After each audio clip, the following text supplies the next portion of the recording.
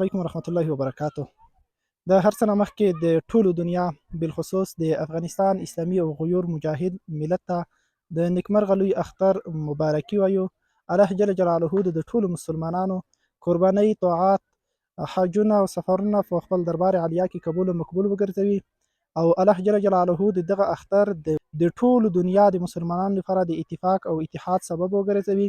او د ټولو دنیا خصوصا د فلسطین د مظلومو مسلمانانو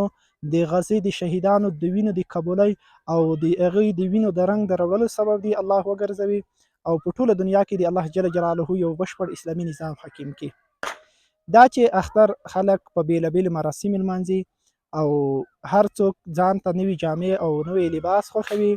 نو ځکه موږ هم د خپل کورنۍ لپاره د اسلامي نظام سپین بیرغ په انشاءالله دغه کلمه دار بیرغ به اوس پورته کړی شي. د خدای رحم ته ګوره څومره لوی تحول راغی،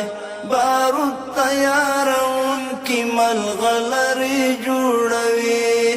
د خدای رحم ته ګوره څومره لوی تحول راغی، بارود تیارونکي ملغلرې